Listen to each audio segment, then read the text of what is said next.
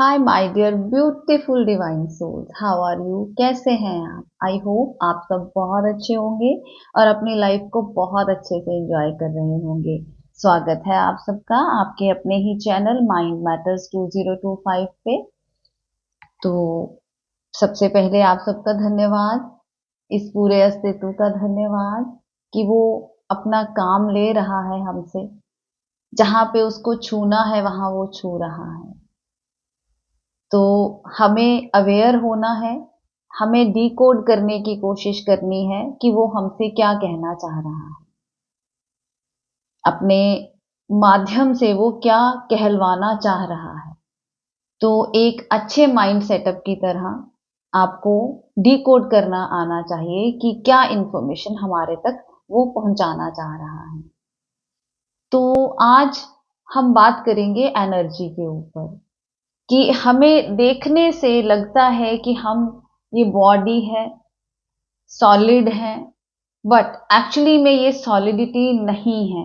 जिन लोगों ने अपने माइंड के ऊपर काम किया है, जिन लोगों ने मेडिटेट किया है, उन लोगों को ये चीजें समझ में आ गई हैं क्योंकि उन्होंने ये फील किया है कि हम सॉलिड नहीं हैं। ये सॉलिडिटी सिर्फ बाहर से नजर आती है, otherwise we all are energies. बहुत सारी मूवीज बन चुकी हैं इसके ऊपर, बड़ी अच्छी अच्छी बुक्स लिखी जा चुकी हैं इसके ऊपर। तो हमें भी अपनी कॉन्शियसनेस को ग्रो करना है और जो रियलिटी में है वो हमें देखने की कोशिश करनी है, ताकि हम सिर्फ ये आसपास जो हमें दिख रहा है इस मैट्रिक्स में ही खो के ना चले जाएं यहां से। ये एक अपॉर्चुनिटी है, बहुत प्यारी अपॉर्चुनिटी है ये चीज जानने के लिए कि क्या खेल है ये, दिखने में क्या है, एक्चुअली में ये क्या है।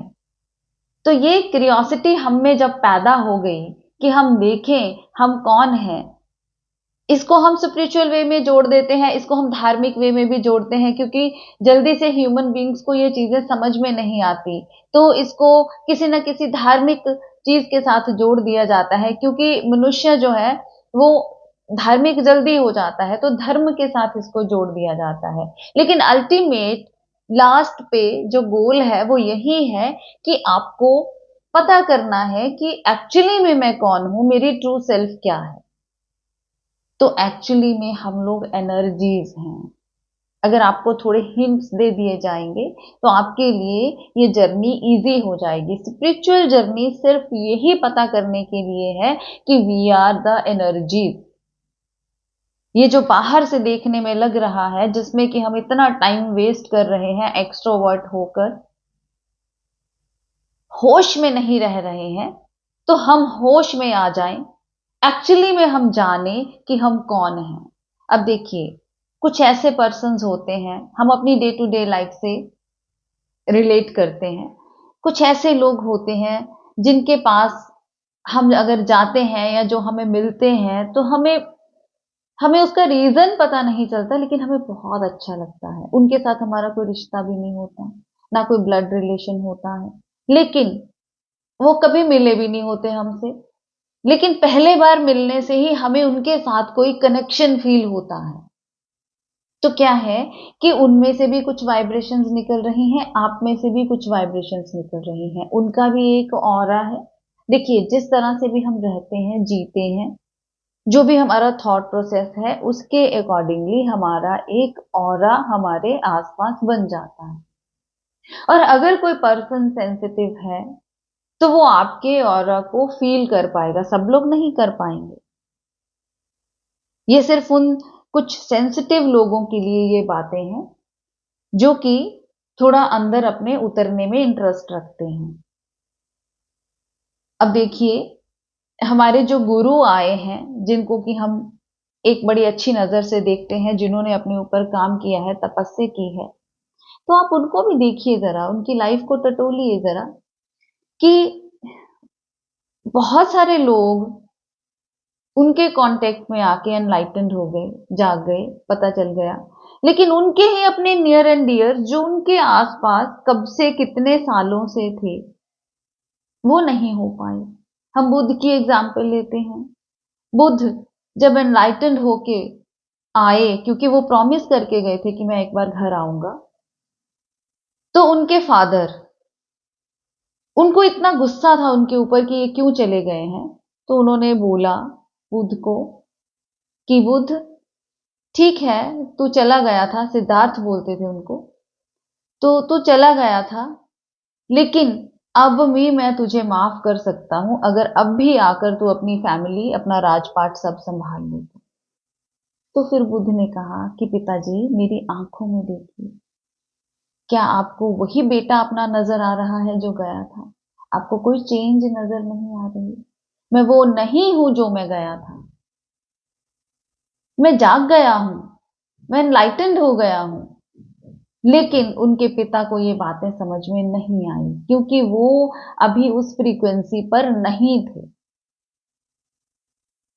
तो ये बातें कुछ ही लोगों को समझ में आएंगी कि जैसे मैं शुरू में बोलती हूं कि वो अस्तित्व मुझसे कुछ बुलवाना चाह रहा है, तो ये कुछ लोग ही टच कर पाएंगे इसको। इसीलिए मैं कहती हूं कि कोई बात नहीं, अगर आपको ये चीजें समझ में आती हैं, बहुत अच्छी बात है। अगर नहीं भी आती, तो एक नेगेटिव कुछ बोलने से ज्यादा अच्छा है आप साइलेंट हो जाए। आप अभी उस चीज को समझ नहीं पा रहे हैं, तो हम साइलेंट हो जाए। अगर एक पॉजिटिव एटमॉस्फेयर क्रिएट हुआ है, तो हम क्यों उसमें अपनी नेगेटिविटी को एंटर करें? इतनी तो होश रखें हम। इट्स ओके, सब लोगों को ये सारी चीजें समझ में नहीं आती हैं, तो आप साइलेंट हो जाइए। आप उसमें नेगेटिव कर्मा क्यों क्रिएट कर रहे हैं? अब कोई कुछ कह रहा है, ये सोशल मीडिया है, यहां पे अगर कोई कुछ कह रहा है, अगर आपको वो अच्छा लग रहा है, तो आपका मन हुआ कुछ अच्छा बोलने को, तो आप बोल दीजिए। अदरवाइज इतना तो काम करें हम अपने ऊपर कि अगर हमें अच्छा नहीं लग रहा, तो आप मूव ऑन कर जाइए। कोई इतनी मजबूरी नहीं है कि हमको आप देखना ही देखना है, ये वीडियो हम देखें ही देखें। मत देखें, हमारी फ्री विल है ना उसमें, आप मत देखें। यहीं पे तो हमने अपने माइंड के ऊपर काम करना है। तो हम बात कर रहे थे कि ये एनर्जीज होती हैं, एनर्जीज को डिकोड करना सीखें। और ये एनर्जीज हम पिछले काफी बर्थ से अपने साथ लेके चले आ रहे हैं। जैसे मैंने आपको एक बार पहले भी बताया था कि एक ही घर में अगर 4 बच्चे पले बड़े हैं सेम एटमॉस्फेयर में, तो चारों के चारों बड़े होकर अलग अलग क्यों होते हैं? अगर एनवायरनमेंट का ही आपको असर होना हो, तो चारों के चारों बच्चे बड़े होने के बाद उनका नेचर अलग अलग क्यों होता है? क्योंकि माय डियर, 10% आपका एनवायरनमेंट काउंट करता है, लेकिन 90% आप जो आपको इतनी लाइफ मिली है, उस लाइफ में आपने सूक्ष्म रूप में क्या गैदर कर लिया है, क्या इकट्ठा किया है, वो आपके साथ आगे जाता है। तो मैं आपको बता रही थी कि कोई पर्सन जिसको हम मिले भी नहीं, जिसको हम जानते भी नहीं, वो अगर बात करता है हमारे साथ थोड़ी देर के लिए भी, तो दिल को बहुत सुकून मिलता है, बहुत अच्छा लगता है। बार बार उस पर्सन के साथ बात करने का मन होता है, उसके साथ टाइम स्पेंड करने का मन होता है। और ऑन द अदर साइड कई बार कुछ ऐसे पर्सन होते हैं जिनके साथ हमें उनके ऊपर गुस्सा आता है, इरिटेशन फील होती है, हम चाहते हैं कि जल्दी से जल्दी ये पर्सन यहाँ से चला जाए। तो एक तो ये है कि उस पर्सन के आसपास का ऑरा कैसा है, दूसरा ये है कि आप में रिसीविंग पावर कितनी है। दोनों साइड से ये होता है, सिर्फ एक साइड से आप नहीं कह सकते। एक ही पर्सन जिससे आपको अच्छा फील हो रहा है, दूसरे को उससे बुरा भी फील हो सकता है। क्यों? क्योंकि आपके अंदर भी तो बहुत कुछ चल रहा है ना, आपके अंदर भी बहुत सारी कैलकुलेशंस चल रही हैं। तो आप दुनिया को उस नजर से देखेंगे जिस कलर का चश्मा आपने पहना हुआ है। तो क्या करना है? अपनी एनर्जी को बढ़ाना है, अपनी वाइब्रेशन को बढ़ाना है, इस एनर्जी को चेक करने की कोशिश करनी है, इसके ऊपर खोज करने की कोशिश करनी है। और दूसरों के ऊपर नहीं करनी, अपने ऊपर करनी है। अपने ऑरा को, खुद को देखना है कि मैं क्या हूं, क्योंकि नजर हमें हमारी पूरा दिन हमारे अपने ऊपर होनी चाहिए, किसी दूसरे के ऊपर नहीं। किसी को जज नहीं करना हमने। अगर कुछ करना है तो सिर्फ और सिर्फ अपने साथ एक्सपेरिमेंट करने हैं। तो इस एनर्जी को पहचानिए, ऐसी बुक्स पढ़िए जिनमें हमें बताया गया हो कि हम लोग एनर्जीज हैं। ये डे टू डे लाइफ में आपके साथ ये चीजें होती हैं, लेकिन आप समझ नहीं पाते। अब मैं अपनी ही एग्जांपल ले लूं, मेरे जो व्यूअर्स हैं, कुछ लोग इतने ज़्यादा उनको इंटरेक्शन हो रही है, वो साफ बोलते हैं कि हमें ऐसा लगता है कि हमारा पिछले जन्मों से आपके साथ कोई कनेक्शन है। डेफिनेटली है। ऐसे ही आप एकदम से किसी के साथ कनेक्ट नहीं हो जाते। और ऐसे भी लोग होते हैं जिनके साथ आप पूरी जिंदगी बिता देते हो, बिल्कुल पास में रहते हैं आपके, लेकिन आपकी वाइब्रेशन को फील नहीं कर पाते।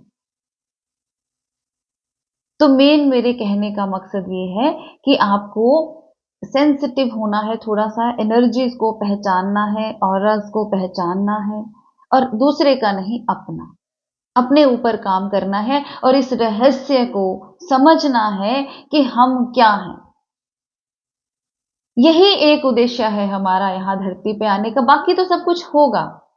और आप मटेरियलिस्टिक चीजों के साथ कंपेयर मत किया कीजिए कि इसको इतना कुछ मिल गया, इसको इतना कुछ।